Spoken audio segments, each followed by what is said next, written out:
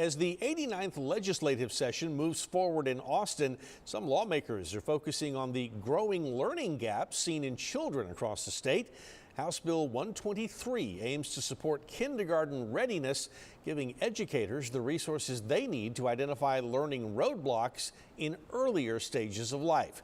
Our Josh Maxwell spoke with one grade school teacher about the bill. And Josh, what are some of the learning gaps that this teacher is noticing in her classroom?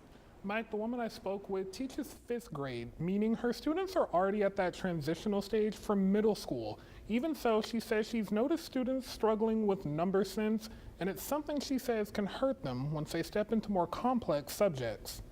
While it's no surprise that educators are still addressing learning gaps caused by the COVID-19 pandemic, lawmakers are looking at ways to remedy that problem. One solution coming in the form of House Bill 123, a proposed law looking to identify reading and math shortfalls as early as kindergarten. It's a move Travis Elementary School teacher Katie Parker says is necessary for student success. So students are struggling, and we're teaching multi-grade levels, just trying to close all of those gaps. Being a 5th grade teacher, Parker says she's noticing concerning trends in students that should have been caught earlier. So number sense, just knowing basic how to make a 10 or 100.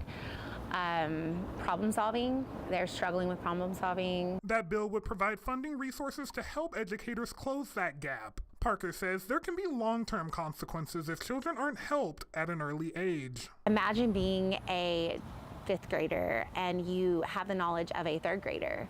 Everything that's being spoken is above your level. This is required for democracy. 3 News political analyst Dr. Bill Chris says the bill could help students get a foothold on their education, especially when they become old enough to vote. Who are capable of casting intelligent votes and capable of determining what the two sides of a debate are so that they can make informed decisions about their own future. Chris says he wouldn't be surprised if the bill got approved due to the touchy nature of the state's new school voucher program. The fact that substantial public resources are being shifted into the private sector through the voucher program, and I think it's sort of a teaspoon of sugar to help the medicine go down.